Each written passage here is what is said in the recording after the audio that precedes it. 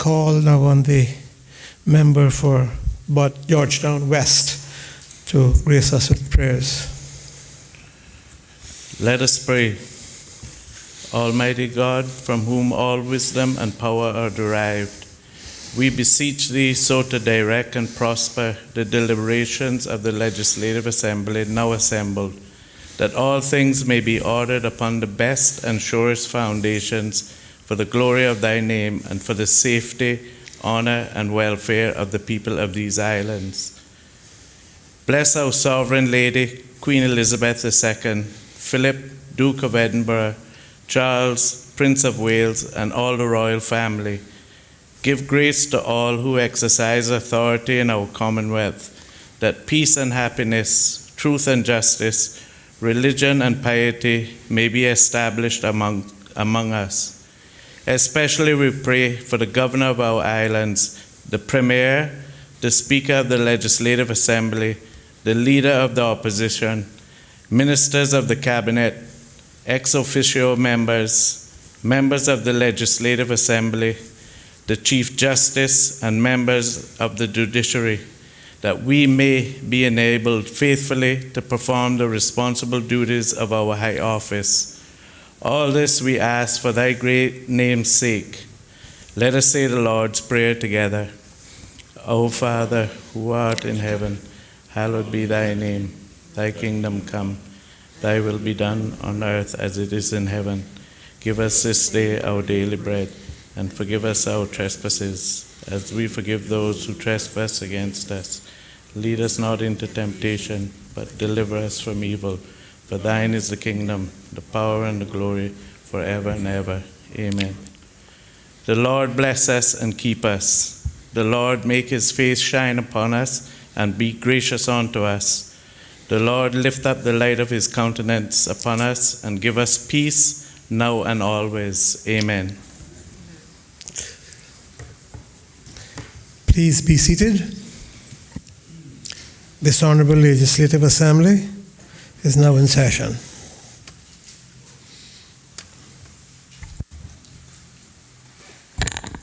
Administration of oaths or affirmations?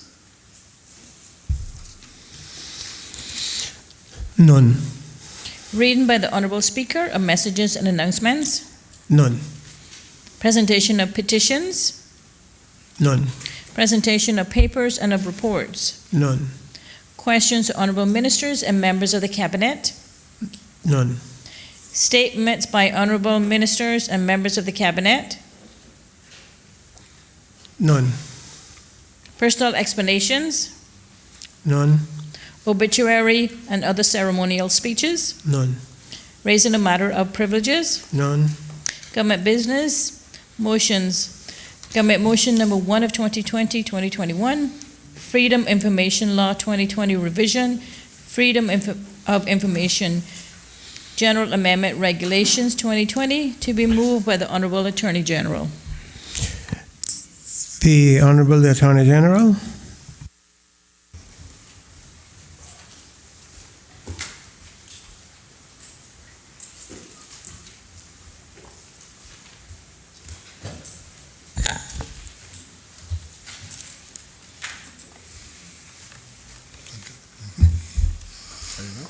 Yeah, thanks. Thank you, Mr. Speaker.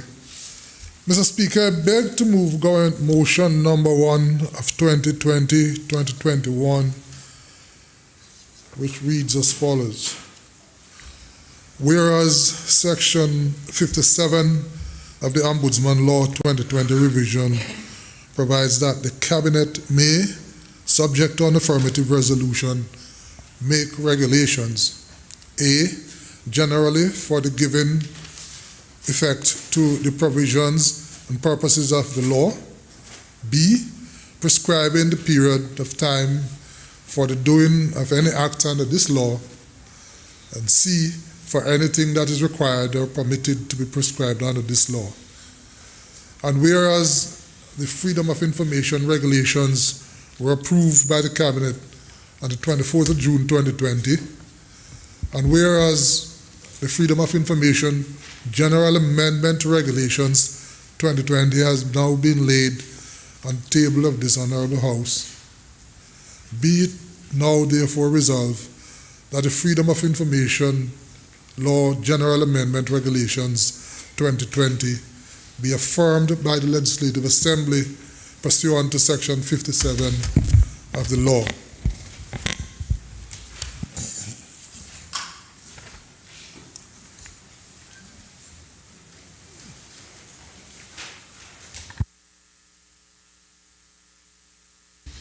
Question is, be it now therefore resolved that the Freedom of Information Law General Amendment Regulations 2020 be affirmed by the Legislative Assembly pursuant to Section 57 of the law. Honorable AG. Thank you, Mr. Speaker. Mr. Speaker, very briefly, the Freedom of Information General Amendment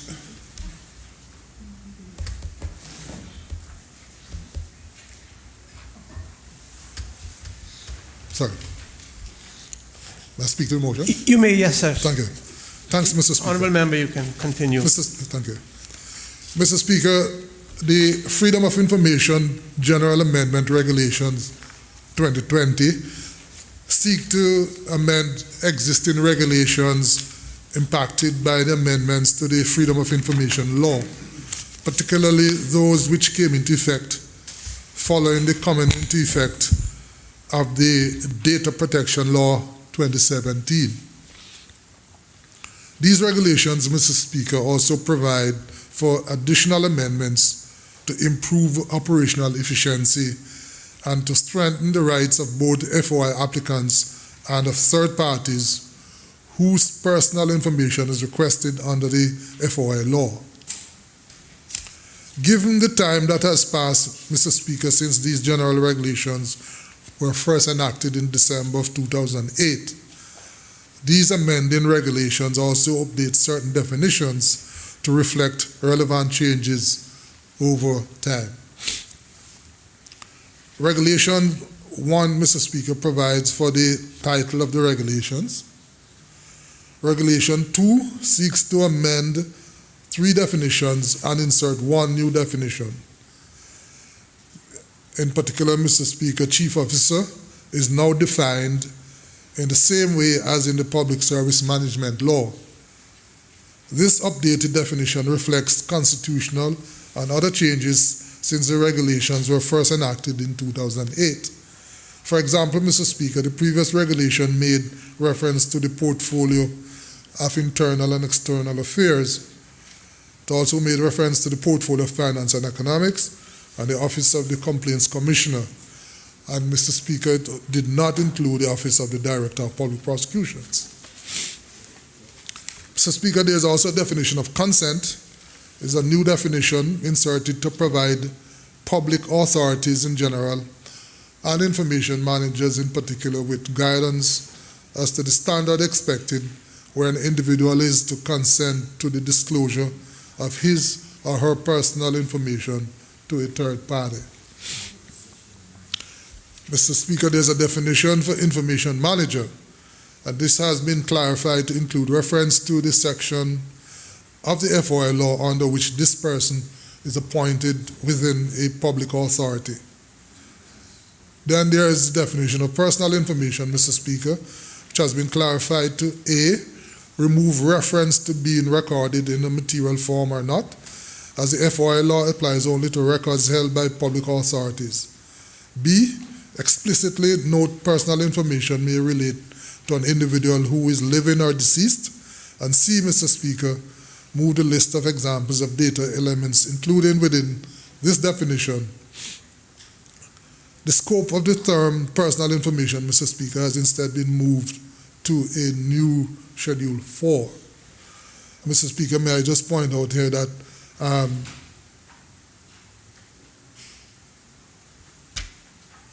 there's an error with the numbering of the schedule, and it is intended, Mr. Speaker, to renumber the schedules, if that's possible. It won't change anything, just to change the numbers around. Mr. Speaker, Regulation 3 repeals the provision of the provision for FOI requests to include certain particulars in Schedule 1 and authorizing an optional form for applicants. With the maturity, Mr. Speaker, of the FOI regime, this is no longer necessary, as Section 7 of the law, FOI law that is, provides adequate guidance and applications for access to information, Mr. Speaker. Regulation 4, Mr. Speaker, amends the provisions or the provision relating to applications by third parties by inserting a second provision at sub-regulation 2, clarifying that a person making a request for personal information of another individual with that third party's consent should nevertheless be treated as the applicant, Mr. Speaker. This is necessary to clarify the way in which applications are recorded and lines of communication. Mr. Speaker, Regulation 5 amends a provision or previous provisions to clarify when applicants are to receive access to records disclosed under the FOI law. In all instances, the record must be provided to the applicant as soon as practicable. The maximum 14-day timetable applies only where a fee, Mr. Speaker, is payable.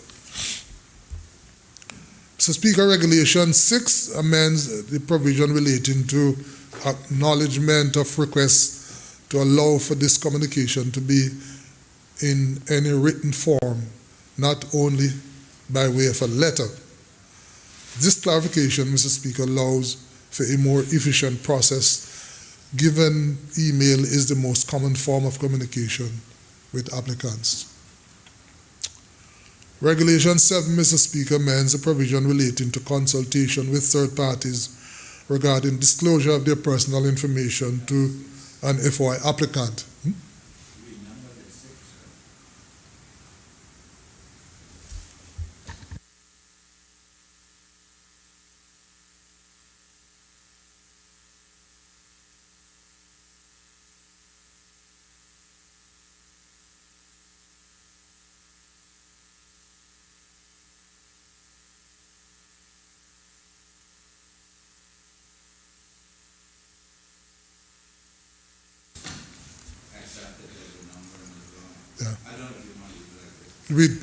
Thanks.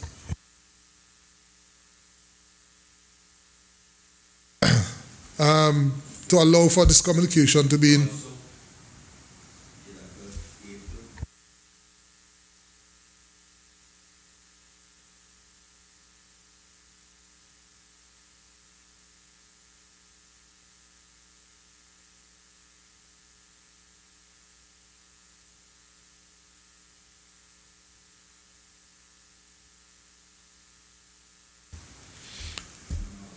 So this clarification, as I said, Mr. Speaker, allow for a more efficient process given email is the most common form of communication with applicants.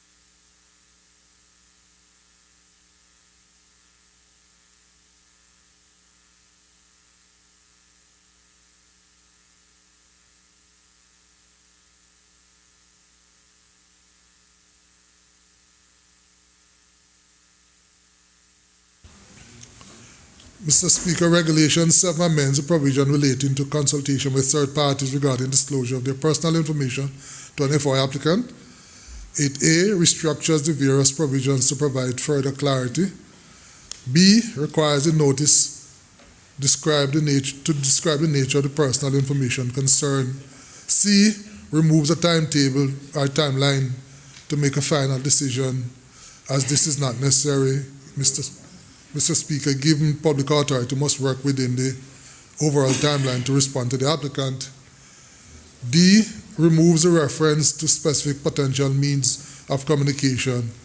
And E removes explicit reference to the information manager's power within the FOI law to extend the period for decision making, though this will still apply.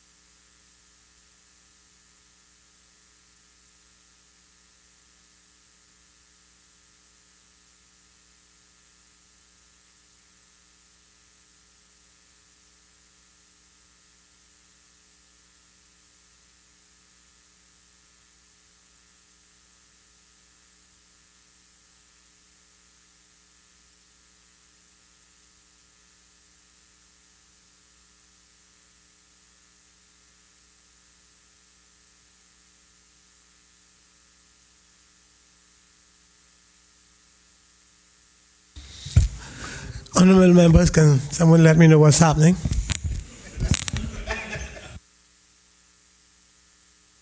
Honorable members seem to have missing a page from the regulations. I don't know when it was copied, maybe one was omitted. Page 8. I don't know if you have a page 8 on you. Have the regulation at all. But I was listening and following the discussion, read the motion itself. So if there's a page missing, then that's Mr. AG, Honorable AG, that is does members leader of the opposition?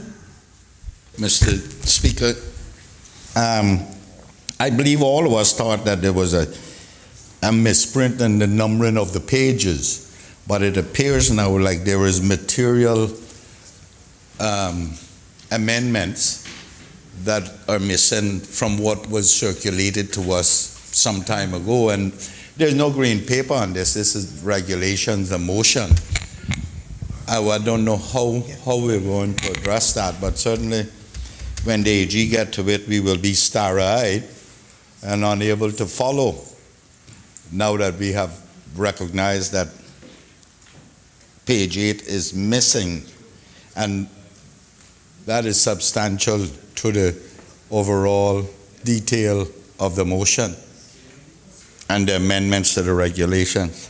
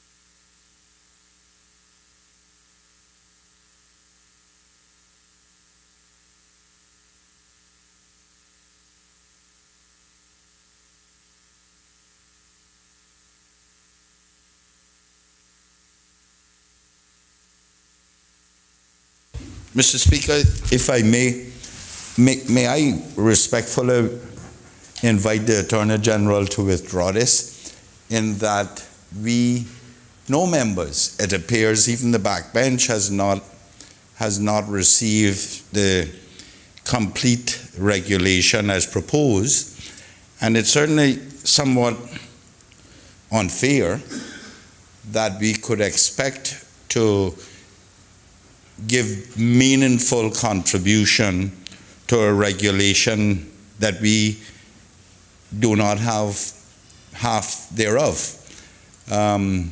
And it is certainly, from this side perspective, the official opposition, we have discussed this, and we were aware that some page, I didn't even realize 12, Mr. Speaker, I did not even realize page 12 was missing. We knew the misprint was in 8, but we thought that that was because there was a misprint in it. But I would respectfully suggest to the Attorney General that the members of this honorable House be given another opportunity to review this, because it would certainly be corrupting the process if only half of it was given to us, and yeah, especially on an affirmative regulation, a regulation that requires affirmative resolution. If it was negative resolution, you have 21 days that you would find that out and respond if necessary. But here we are with no one being able to properly understand the full impact and content of this regulation, this proposed regulation.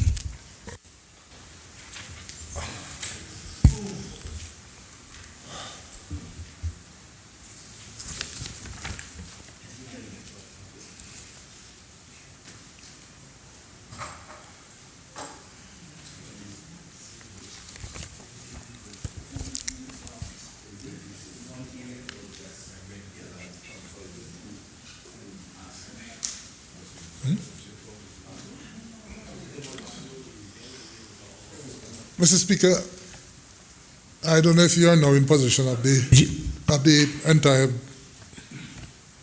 regulations, 13 pages in all.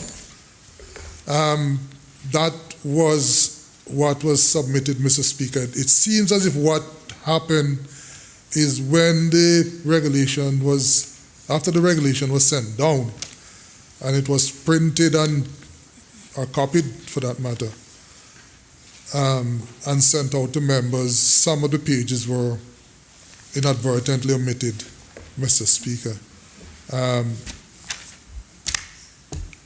Sorry? Is it?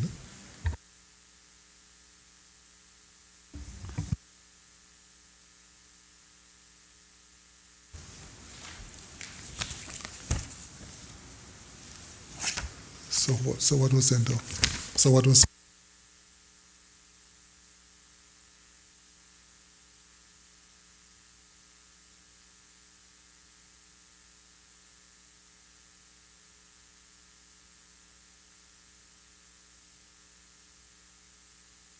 So, Mr. Speaker, the bottom line is that members don't seem to have the complete regs, and if that is the case, then I understand the constraints that they would have had in not being able to follow what has happened. Mr. Speaker, I have no objection. I'm in the hands of the House if it is that it's felt that it is best to afford members an opportunity to look at these regs properly, and therefore to defer, I don't know if that's the appropriate protocol, to defer the regs or the motion until the next meeting. So you're proposing to defer? I'd be happy to defer it, Mr. Speaker, if the House is so minded, and so that members can have an opportunity to follow, get a copy, get it proper. Can you move it formally then, Mr. AG?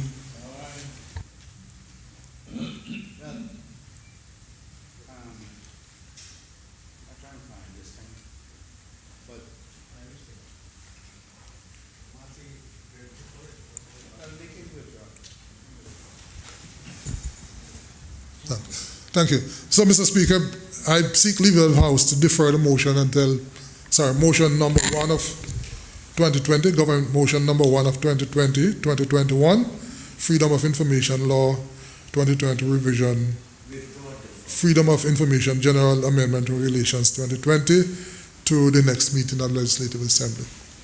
Question is that Government motion number 1 be deferred until the next meeting of Of the House. the House. All in favor? Aye. Those against? The ayes have it. Government motion number 1 is hereby deferred until the next meeting of this House.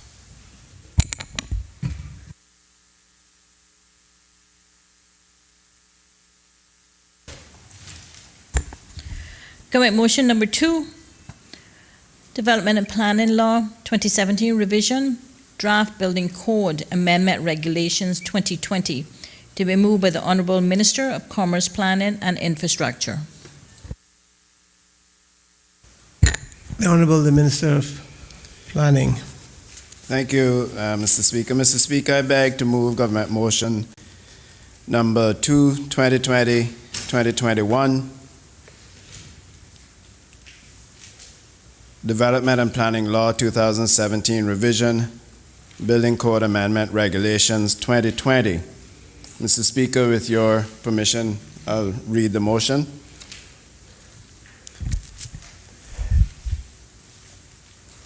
Whereas Section 42.1 of the Development and Planning Law 2017 revision provides that the Cabinet may make regulations for the better carrying out and giving effective to the law. And whereas Section 42.3 of the law provides that no regulations shall be made pursuant to the law unless a draft of the regulations is laid before the Legislative Assembly and a resolution approving the draft is passed by the Legislative Assembly. And whereas the Draft Building Code Amendment Regulations 2020 were laid on the table of the Legislative Assembly, be it therefore resolved that the Draft Building Code Amendment Regulations 2020 be approved by the Legislative Assembly in accordance with Section 42.3 of the Development and Planning Law 2017 revision. Question is, be therefore resolved that the Draft Building Code Amendment Regulation 2020 be approved by the Legislative Assembly in accordance with Section 42.3 of the Development and Planning Law 2017 revision. The motion is open for debate. Honorable Minister. Thank you, Mr. Speaker. Mr. Speaker, the Draft Building Code Amendment Regulations 2020, which was tabled before this Honorable House, seeks to amend the Building Code Regulations 2013. Mr. Speaker, while this is not a substantive amendment, it is quite important. First, Mr. Speaker, our intent is to set a clear and internationally recognized standard for the design, construction, and alteration, repair, and maintenance of swimming pools, spas, hot tubs, and aquatic facilities. At present, Mr. Speaker, these facilities are being regulated through the international guidelines and code requirements spread across 2 agencies and throughout numerous codes and standards. Mr. Speaker, this will bring clarity to the process and improve the effectiveness of a process which has regulated some 650 pools over the past 5 years. Mr. Speaker, the amendment to the provision of the 2019 International Building Code, or the IBC, also seeks to strike balance between life safety provisions by codifying an alternate design method to give persons an alternate methods to achieve life safety compliance for fire protection. This is a key component of the fire protection and life safety preservation strategy adopted by many other jurisdictions. Unpinning the ability for these jurisdictions to implement this in a cost-effective manner has been contingent on connecting residential fire sprinkler systems to an approved public or private water supply system, an option not available in the Cayman Islands, Mr. Speaker. As a result, low-rise developments, in this case 2 stories or less, that utilize fire sprinklers have to construct a cistern capable of providing a continuous water supply for a minimum of 45 minutes. And that is a dedicated cistern to that system. Mr. Speaker, this is applicable to apartments with 2 stories and up to 8 units. Mr. Speaker, the proposed amendment seeks to create a balance between the increased local costs associated with having to construct a dedicated fire cistern and the need to ensure life safety. In the case of the proposed amendment, Mr. Speaker, this is to be achieved using enhanced fire barrier requirements and compartmentalization to separate fire areas and contain flame spread. These requirements are in addition to the use of early detection and warning devices, such as smoke detectors in bedrooms and common areas, to provide early warning to residents of a fire event, and to enhance existing requirements from the 2nd story in the form of 2 remote egress stairs. Mr. Speaker, it is important to note that the cost of these cisterns and the systems can be quite exorbitant and increase the cost in the project. And again, having to store that amount of water in a cistern dedicated only for use for this fire sprinkler in case of a fire, found it to be wasteful of such a resource as water, but also, again, costly for the construction of these smaller complexes. Mr. Speaker, the other amendments are administrative in nature and seek to clarify the submission processes, requirements, and administrative oversights. For example, Mr. Speaker, you will note that the definition of authority having jurisdiction as the official or anyone to whom the building official has delegated all or any part of the building official's authority under these regulations. Mr. Speaker, let me explain this in a little more detail. This is not, as some may suggest, to allow the Director of Planning, which is in this case the authority, to delegate his authority to third-party or outside sources. Rather, Mr. Speaker, it is to allow the Director to delegate that authority to his staff, and in this case, the Deputy Director of Building Control. Currently, with no such provision, practically everything must be signed off by the Director firsthand. This is rather cumbersome, Mr. Speaker, and inefficient.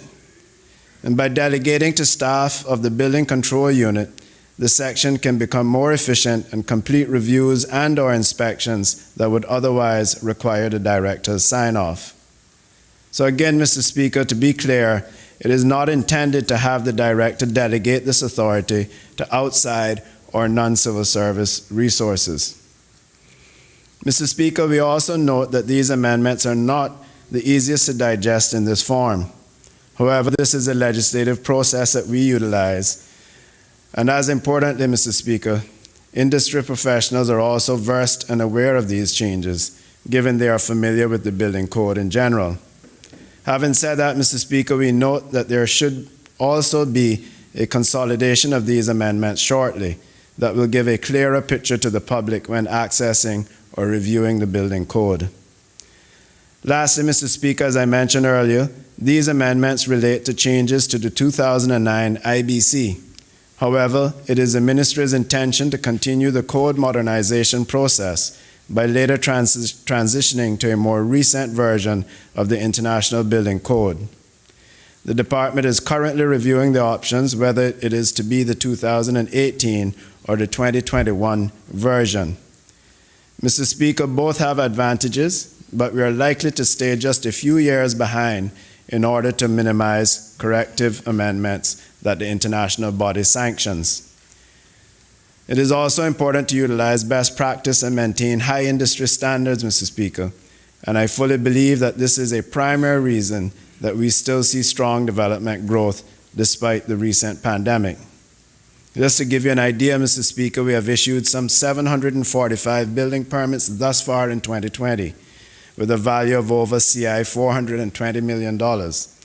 This translates to well-paying jobs and to help reduce unemployment for our people. Mr. Speaker, I therefore seek the approval of this Honorable House in passing the Draft Building Code Amendment Regulations 2020. Thank you, Mr. Speaker. The Honorable, the Leader of the Opposition. Thank you, Mr. Speaker.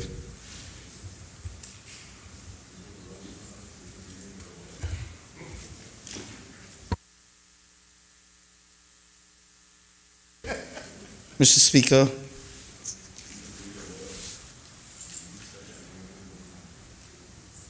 I sat here and listened to that minister say that this amendment,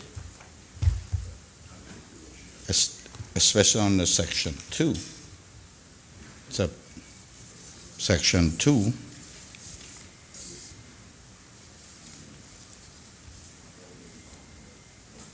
which reads, the Building Code Regulation 2013 revision, and these regulations referred to as the principal regulation are amended in Regulation 2 by inserting in an appropriate alphabetical sequence the following definitions.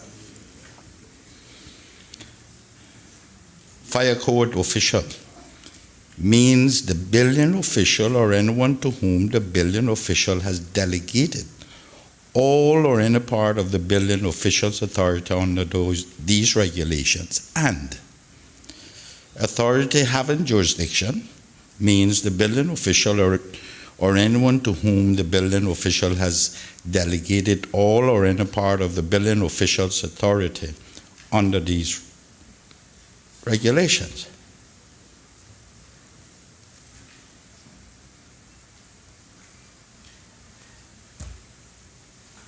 Mr. Speaker,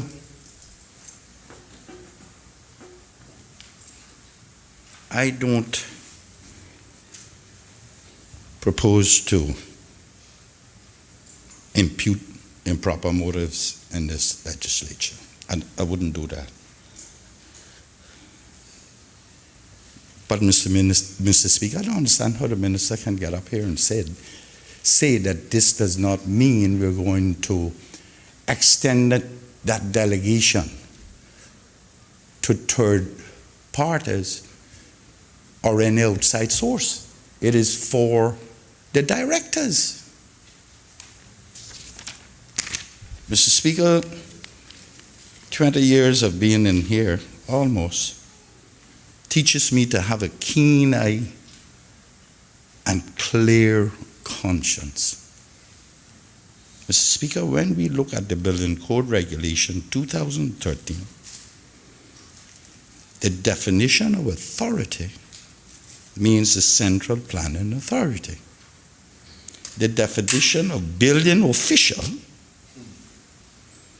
or building official means the director. And the director means the director of planning and anyone to whom he has delegated all or any part of his authority under these regulations. So how can the minister get up here and say we need that still? And that's the purpose of this amendment. The minister has a lot of explaining to do to this country because that is already in there. That he can delegate that authority, the director. Why are we repeating it then? Are we in the business of repeating ourselves? Mr. Speaker, I am amazed to think that the minister does not know that that is being done now. That is third parties being engaged to do inspection. And if I'm wrong, he needs to get up and stop me because he's going to have to explain it. to the people of this country. That is currently being done. And the minister, if he doesn't know, he has been fooled by the people who prepared his speech. Or if he does know, he's trying to mislead this country and this honorable house. And he needs to be more respectful, not only to the members of this honorable house, but to the people of this country. You cannot come in here without the knowledge that the delegation of authority has been done already.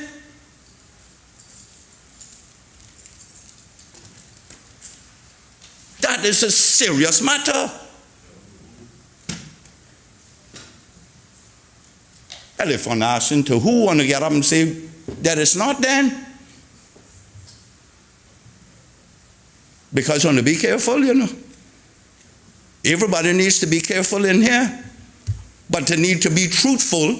And if it is a mistake or an omission, it needs to be corrected. Mr. Speaker, really? Mr. Speaker, my entire political career, I have advocated for moving planning away from being the regulator and the protector. All my life. By that, Mr. Speaker, I mean, as it currently is, planning has full responsibility to review plans, approve them in the interest of the safety of the occupants of whatever development there is, or whomever use that development. They then have the added responsibility to inspect it to ensure that it is compliant with those approved plans. Thus, the reason everyone complains about planning. Mr. Speaker, I had a brief conversation with the Attorney General some time ago on this matter about the technicalities involved, which means by nature of that, it is held up for extended periods of time, especially with electrical, plumbing, and the likes. Now, Mr. Speaker, getting back to where I said what I've advocated for. I have advocated to move some of that away from the planning in our country, like it's done in other countries. Most notably, America close to us, wherein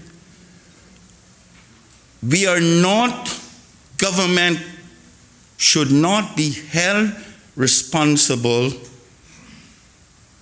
for the absolute requirement for safety of the occupants of the home, or the development for that matter. One would submit their drawings, their proposed development. The government would ensure that it meets the minimum requirement.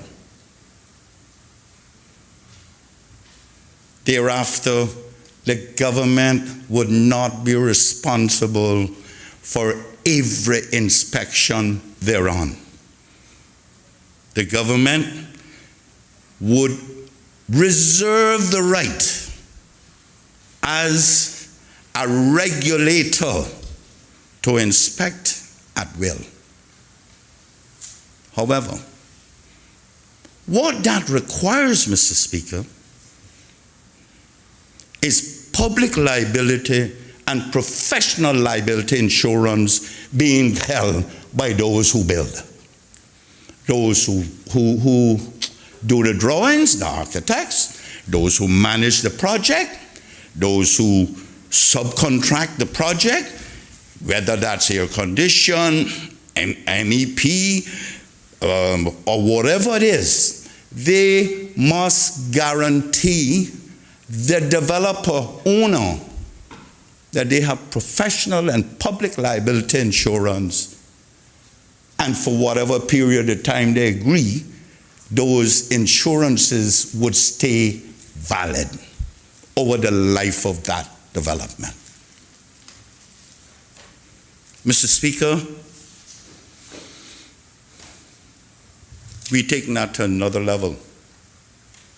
We are taking what we do in this country to another level. Because I am here to tell the minister, and he can correct me if he thinks I'm wrong. I am subject to that. And I am willing to admit that I didn't know. What we are trying to do here is to force that director to extend to outsource outside sources the ability to inspect on our behalf as a country, as a people, as a department. And that's not going to work. I cannot support that. I will not support that. If the civil service is planning, does not have the resources to be efficient and effective at this time, because, and we have talked about it for years, and now it's even worse, then we need to provide it in the form of putting bodies on the ground, Mr. Speaker. We cannot outsource this thing and still have responsibility for it. Mr. Speaker, we complain bitterly against the staff of planning. All the time, I hear it. And when you investigate it, it's really not them. Sometimes they have their fault and their inefficiencies, or they're too busy, or whatever the case may be. But most times, it is the architect that is holding up the project. Mr. Speaker, are we saying that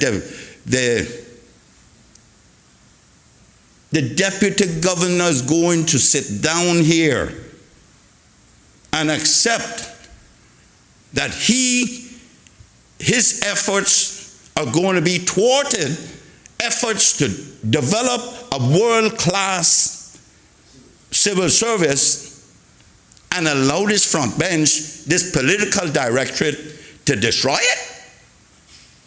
Every bit of his efforts?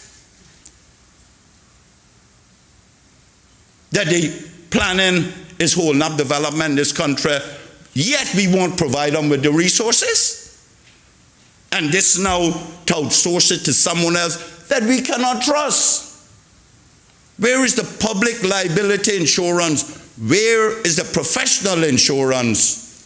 The professional liability insurance for those members that we would otherwise outsource this to? Do we know where we're going? Do we understand? If you cannot trust your own that you have control over in the planning department, how will we trust those we outsource it to?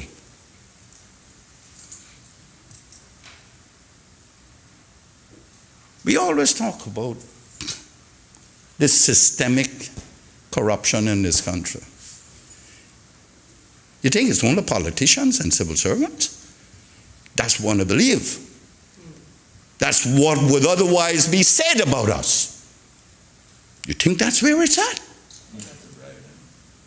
And I think that's where it's at? You know what's going to happen? God forbid. Something happens, they go there and they cut corners for money. corruptly. And who has a liability? You know who has a liability?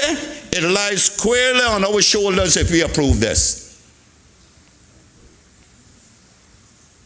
Mr. Speaker, I am not supporting this.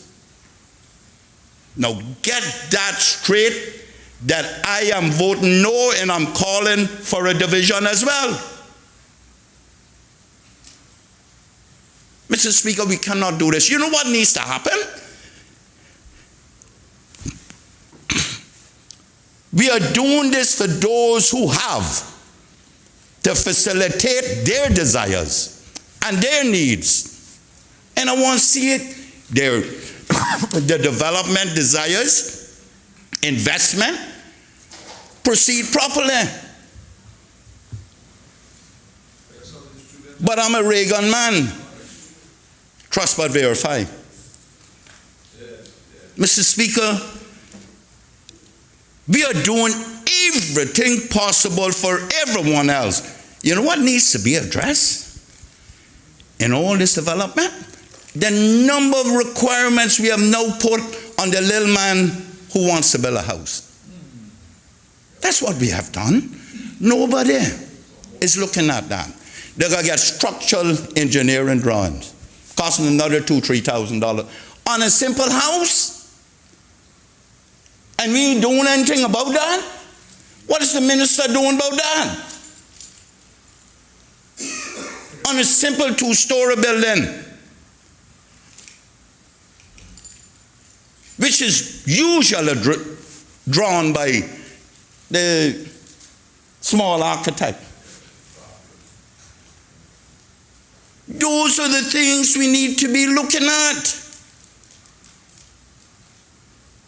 And God forbid, Mr. Speaker, I am not asking to curtail any requirements that is going to put the safety of the occupants of any development in danger. But merciful God, we are going to stifle the little man in this country and provide an opportunity for everybody else. My fellow colleagues, this is what we are doing.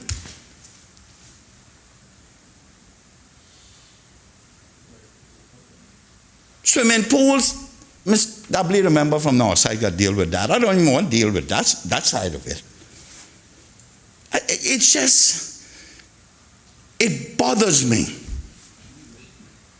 that I come here, and we all do, in the interest of all and sundry. Yet we pick up a few with special interest, and we disrespect the very civil service that has to work for us. Is this how it works? Mr. Speaker, democracy was never intended to work like that. And we're talking about changing our legislature to a parliament?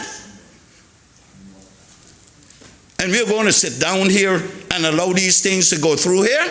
Not on my watch. This responsibility is going to lie square on the shoulders of the political directorate that controls this legislature. Not me.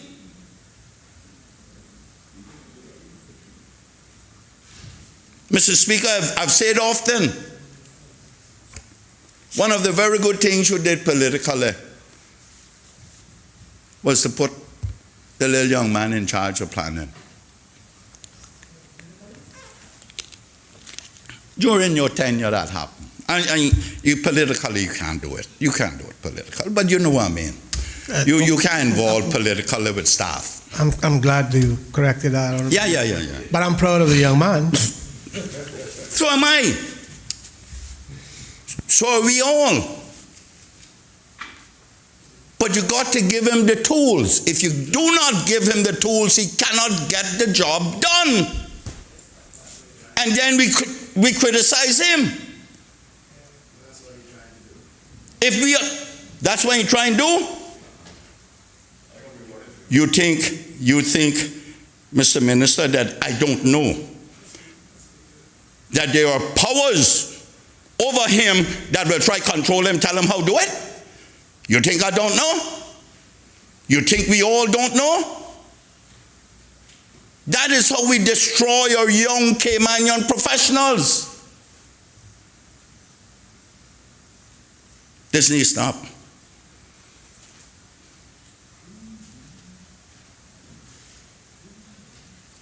And poor, the little young man that is doing well, he ain't young no more though, that is the director, he then acquiesced. Like the Attorney General says, he's but a creature of instruction.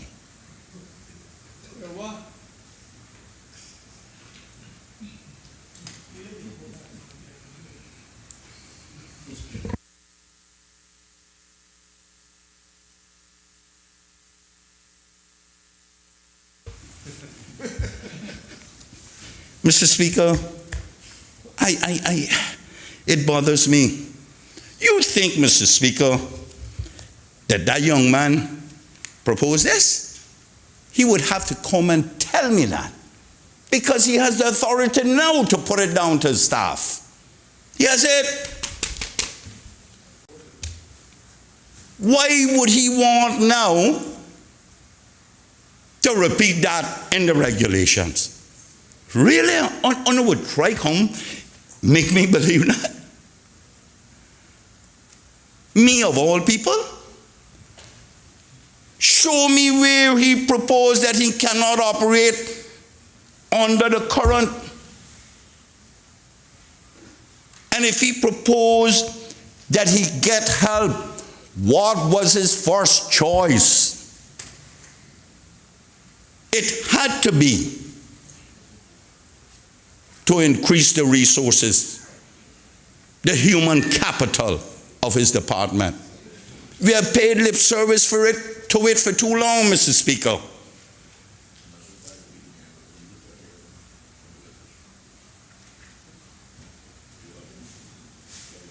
It's ridiculous, man. Mr. Speaker, my proposal is give the department the responsibility. You cannot ask someone to do a job and the first rule of thumb to ask someone to do the job is to provide them with the tools. You cannot blame them if you do not provide the tools. It is you that must be blamed. Here we are now making excuses and want outsource. Who it is that we see now that we want to give this to? Who is it? Will it be that it start with a group? Where are these groups? Where are these companies that has all these professionals in there and the planning department don't have them? Where are they? Where have they been?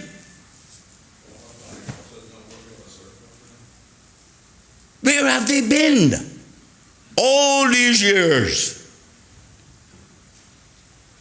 Mr. Speaker, I don't want me to go down that road.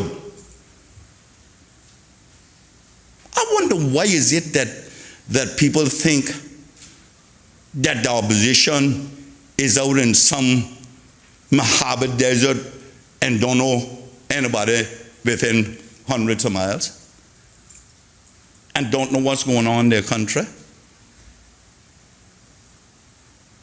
We know, Mr. Speaker. We also know who it has been outsourced over the last little while as a trial. Don't think we don't know. Mr. Speaker, we also know that they're not doing what they're supposed to do. Mr. Speaker, you know, I am not going to stand here and turn a blind eye to these things, because I am confident if given the resources, the young man, Pandora can get it done.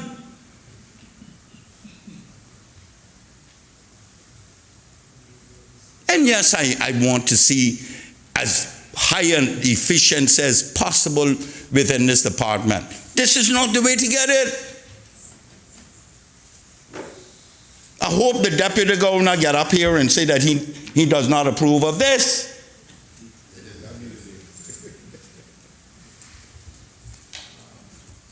Mr. Speaker, and I don't know how much involved he gets in the process of requirement for staff. Obviously, it will come first through, and then he would do some of it, because he does not know the day-to-day operation of any of the departments within government. Least of all planning, because it's going so fast. He don't have the time to go around and check on it. But when it reaches him, then he has to make a decision on it. Hire more people. You did. Well, it looks like it's still short. Hire more. But I must tell you, you're one that you engage, get married, and then that's it. They'll even gone to big developers. Then you just have to replace them. These are simple day-to-day operation. They want to leave. Don't stand in their way. But all we do is facilitate them, go and work against the very department they were working in. Or trying to facilitate through their contacts.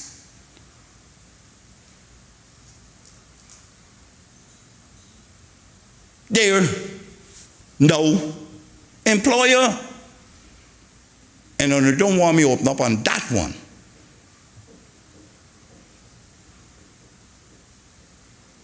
Because you will then hear in the press that I use in this position to beat up,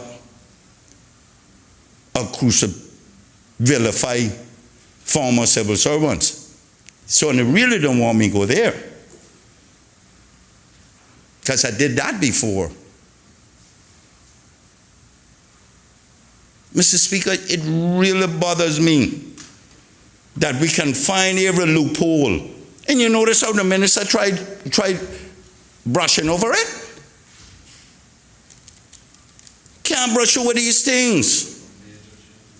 These are major, substantial changes to the way we do development in this country, and for the liability of government and the responsibility of government. And as I said, if we won't take it away from government, that's fine. But everybody got to be responsible. And let's do it. Mr. Speaker, I just, let me just finish, Mr. Speaker, by saying that I will not support it.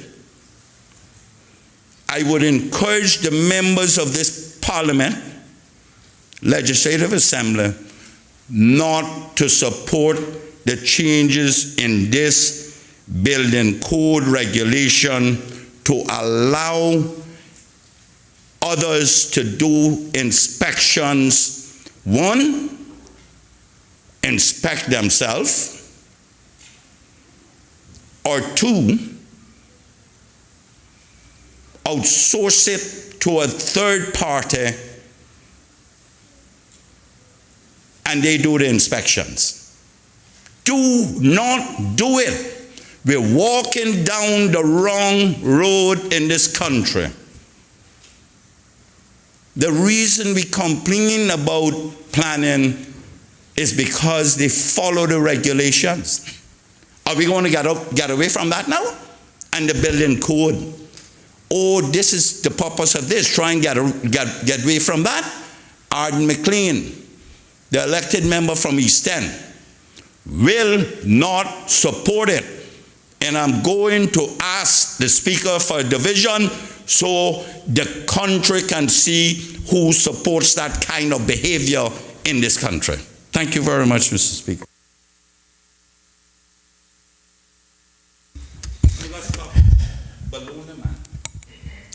The member for Northside. Thank you, Mr. Speaker.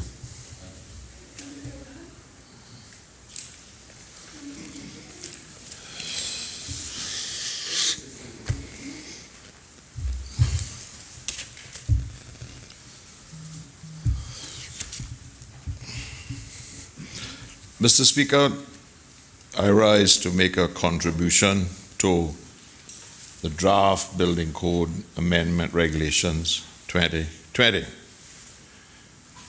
Mr. Speaker, I have some very serious concerns about some of the changes being proposed to this building code.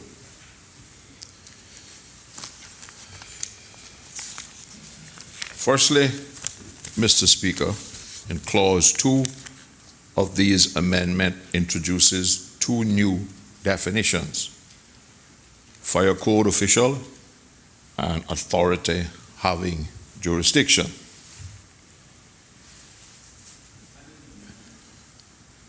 Fire code official means the building official or anyone to whom the building official has delegated all or any part of the building official's authority under these regulations. And authority having jurisdiction means the building official or anyone to whom the building official has delegated all or any part of the building official's authority under these regulations. But Mr. Speaker, the minister says that the purpose of this definition and this amendment is to allow the director of planning, who is the authority official referred to here, to delegate to his own staff the authority to sign off on these inspections. Now, Mr. Speaker, that's not what that says. If that's what's intended, then remove in both definitions anyone to whom and insert staff employed by the planning department. But that's not what this is all about. Mr. Speaker, the EIU reports to me that it is intended to facilitate the director of planning being able to appoint persons not on his staff and who may be in the employment of developers or contractors, which would allow them to self-inspect and self-certify. Now, Mr. Speaker, we have a wonderful example of what happens when government allows that. It was revealed in Finance Committee that that example is costing this country $9.5 million this year, and it's the Boeing 737 MAX 8s. Boeing self-certified them, self-inspected them, and we know what happened. And while when somebody self-certifies here, it may not be as dramatic or as numerical or numerous in the number of deaths caused. But when one observes some of these developers digging trenches into salt water and placing ordinary steel in salt water and then pour concrete around it, one has to wonder, because all of us who live in Cayman know what that means. I guarantee you the steel is going to rust and it is going to bust up the concrete. But we are about to allow the government through the planning official to appoint anyone. We don't even have a list of qualifications or certifications attached to this definition.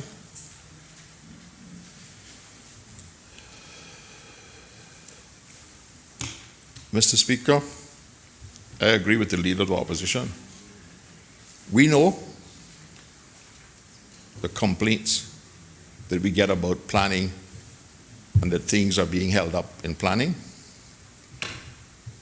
If we need more inspectors, 150 plus just graduated from Clifton Hunter a couple weeks ago. Some of them with mechanical qualifications, electrical qualifications, building qualifications, plumbing qualifications. Employ 20 of them. I think most of them will be glad to get a job and a career in the civil service. But Mr. Speaker, the more troubling aspect of this is that there is no reference required by the building official appointing fire inspectors to refer it to the fire department.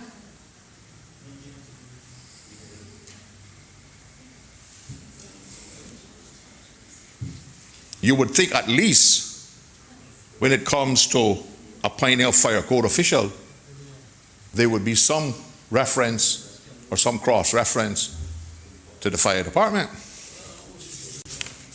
And just per chance, Mr. Speaker, as I was driving in to the LA this morning, I was listening to, For the Record, show with OC. And he had as his guests the three deputy fire officers. Deputy fire officer responsible for domestic, deputy fire officer responsible for aerodrome, and deputy fire officer responsible for administration. And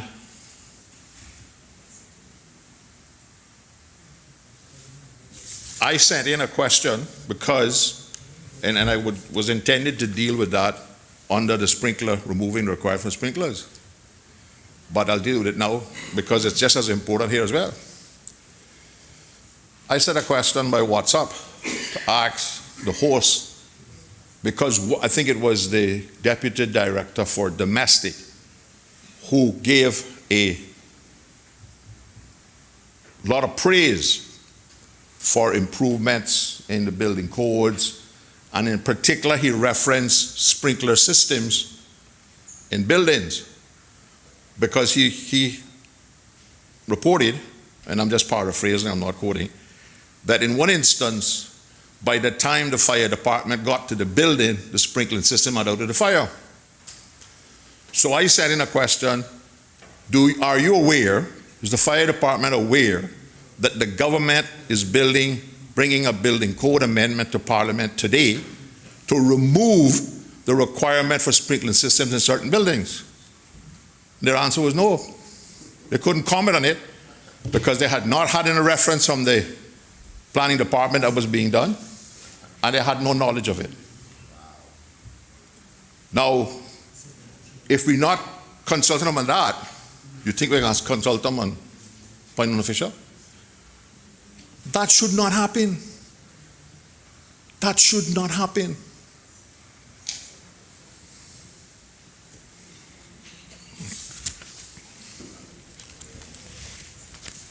Now, Mr. Speaker, to move on to subclause 2. And maybe it's because I'm not a lawyer, Mr.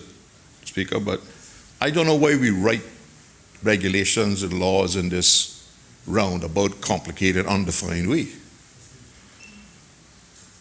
Under clause 3, submissions of plans 2A, all plans submitted by for a permit, shall be drawn to an imperial scale and allows plan details to be viewed with sufficient clarity to indicate the nature and character of the work to the satisfaction of the director. Now, it has to be better, Mr. Speaker, to clarify that and prescribe what the minimum scale that can be accepted for planning applications is. Because it doesn't say here whether you can use a magnifying glass to read it or not. But I could argue that I can do it at any scale to hide what I want and then give you a magnifying glass so you can read it. We need to write these regulations so that the ordinary person can understand them and know what they're up against.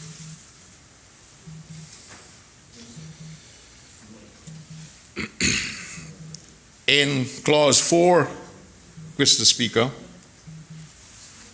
principal regulations are amended in regulation 3 as follows, and I'll go all the way down to subclause D by inserting after paragraph H the following paragraph. I, there's a new section. The 2015 International Swimming Pool and Spa Code, ISPC, bracketed, as amended in relation to the design, construction, alteration, repair, and maintenance of swimming pools, spas, hot tubs, and aquatic facilities. Now, Mr. Speaker, I took the time to look up this 2015 International Swimming Pool and Spa Code. And I see one of the requirements is a 4-foot fence. Are we now going to say that all swimming pools in the Cayman Islands, or there's an exemption in the schedule, Mr. Speaker, that I don't understand? Maybe the minister can so all the hotels will have to have 4-foot fence around the swimming pools?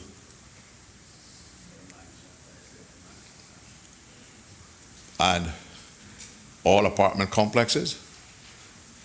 Mr. Speaker, there are other things in that code, but you see, we get this thing in this convoluted, unintelligent way. Schedule 8. I just will jump ahead and deal with that now.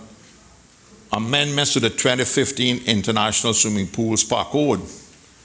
Provisions of the 15 exemptions, adaptation, and modification, blank on every page, except the last one, which says amend section 305(2), insert after the word swimming pools the words not associated with a house or duplex.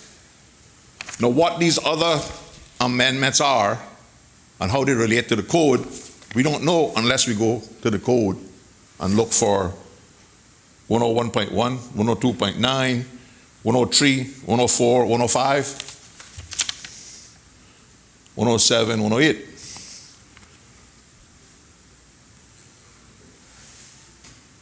Mr. Speaker, there's an old jurisprudence adage way back when, in fact, that says ignorance of the law is no excuse.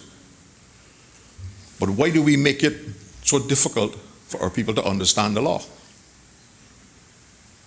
I mean, the code is not that long. They could have at least, for the sake of members who are asking to vote to approve this, supplied us with a copy of the code and deleted the sections that they want, that they're deleting by this amendment. Because most of us in here don't know what's being deleted.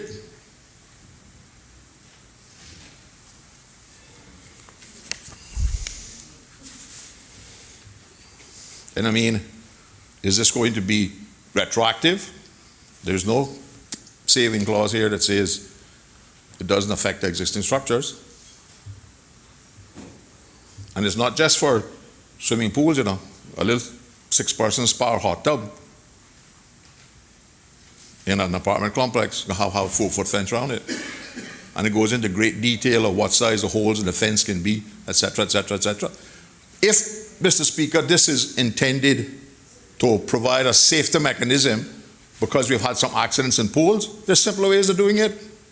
You can buy an electronic gadget and put it on the top of your pool. If a leaf fall into it, it'll go off. Because if it's not going to be required for duplexes and dwelling houses, what's the point?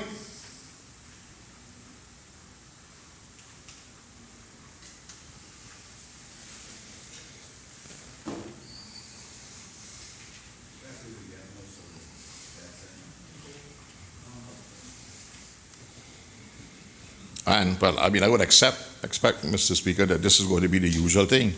The CPA will just simply give a variance and an exemption to who wants it, or depending on your economic strata. Because, as I said here earlier last week, every single problem I have with a development in my constituency is related to an exemption or a variance that the Central Planning Authority gave somebody.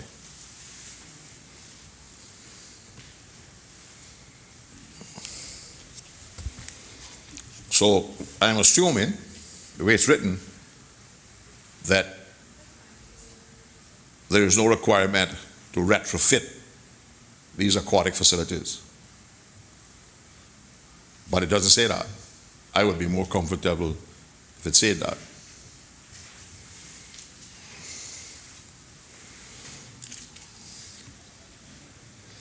Now, Mr. Speaker, Section 5 is really, really troubling for me.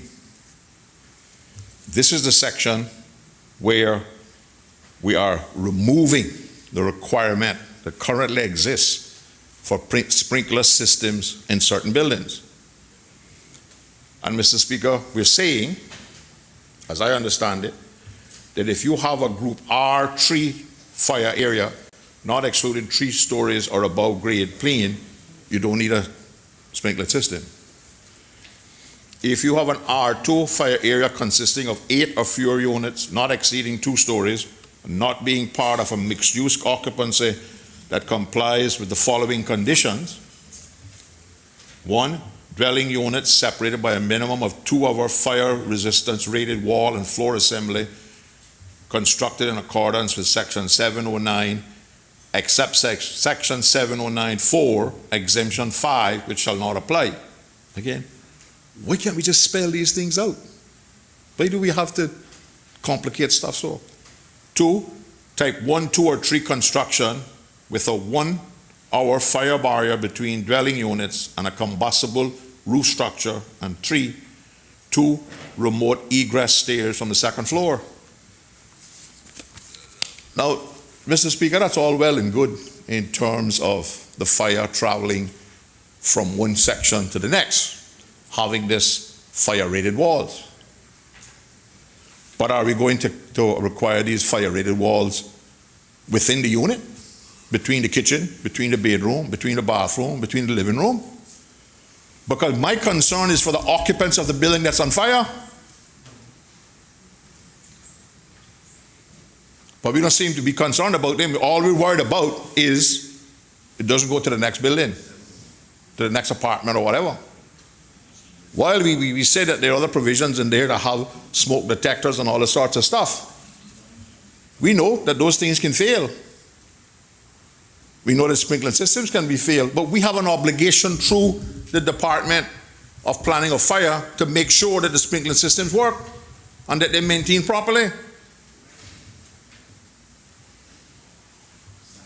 So I am not supporting the removal of these sprinkler systems, Mr. Speaker, because I think that's an important life-saving mechanism. I mean, suppose you have handicapped people, elderly people in these units.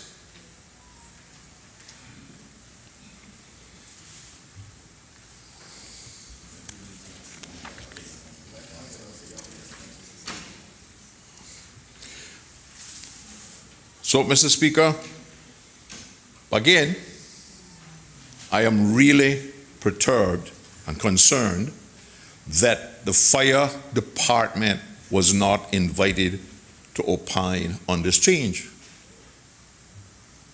Because I don't think we should be making these kind of changes to fire code requirements unless they're signed off by the fire chief.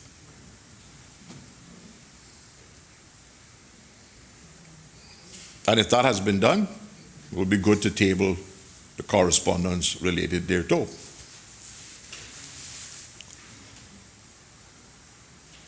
And Mr. Speaker, as I said earlier, I really would hope that when the minister gets up to respond, he can offer some meaningful explanation to what Schedule 8 means and what the effect is on the international swimming pool and spa code.